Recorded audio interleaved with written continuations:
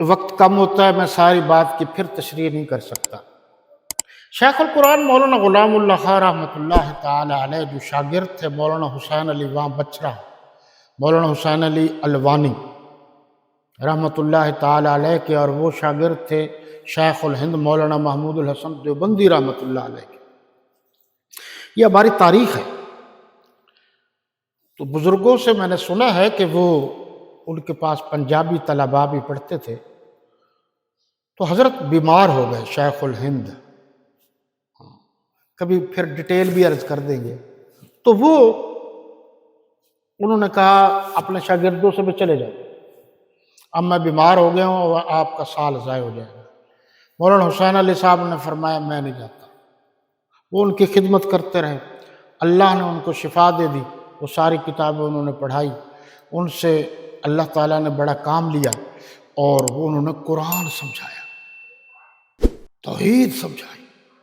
مولانا احمد علی لاہوری رحمۃ اللہ تعالیٰ فرماتے تھے حسین علی کہاں تک ہم تجھے پہچانیں گے، تو نے تو قرآن کے ایک ایک لفظ سے توحید بیان کی۔ اور بعض اوقات وہ درختوں کے پتے پکڑ پکڑ کر لوگوں کو توحید سمجھاتے تھے، اس کا خالق کون ہے، مالک کون ہے، رازق کون ہے، اپنے انداز میں۔ تو اس میں نے کہا کہ مولانا غلام اللہ خان کی یہ کرامت تھی۔ میں نے ڈیٹیل میں ایک بات کی، تو مجھے کئی جگہ سے فون آیا کہ مولانا غلام اللہ خان تو ولیوں کو مانتے ہی نہیں تھے، اور تم نے اس کو ولی بنا دیا ہے، پھر اس کی کرامت بھی ظاہر کر دی ہے۔ میں نے کہا بھی سمجھنے کی ضرورت ہے، قرآن پڑھنا پڑھانا سمجھنے سمجھانے والے سے زیادہ بھی کوئی ولی ہو سکتا ہے؟ آپ خود سوچیں، جو قرآن پڑھتا ہے، پڑھاتا ہے، سمجھتا ہے، سمجھاتا ہے، تعلیم دیتا ہے، ترجمہ سمجھاتا ہے، تشریح سمجھاتا ہے، اس سے بڑا بھی کوئی ولی ہوتا ہے؟ جس کا قرآن سے تعلق زیادہ سے زیادہ ہوتا ہے وہی تو ولی ہوتا ہے۔ اللہ ولی الذین یخرجہم من الظلمات الی النور، اللہ فرما رہے ہیں کہ اللہ کا دوست وہ ہے جو اللہ کے بندوں کو اندھیروں سے نکال کر روشنی کی طرف لے جاتا ہے۔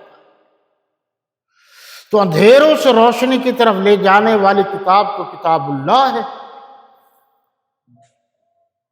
اس لیے انہوں نے ساری زندگی قرآن پڑھایا ہے، ہم نہیں پڑھائے، ان سے سمجھایا ہے، عقیدہ صحیح کیا ہے۔ حضرت مولانا مفتی محمود رحمۃ اللہ علیہ ان کی تعریف کیا کرتے تھے۔ ہمارے بزرگوں نے مولانا سید نور الحسن شاہ صاحب بخاری، میرے پاس یہ موجود ہے، جواہر القرآن 3 جلدوں میں، اس میں ان کی تقریر موجود ہے مولانا عبید اللہ انور کی۔ یہ بعد میں آ کر کچھ لوگوں نے گڑبڑ کی ہے، تو وہ واقعی ولی تھے، اور ہمارے نزدیک سب سے بڑا ولی وہ ہوتا ہے جس کا تعلق زیادہ سے زیادہ اللہ کے قرآن سے ہو۔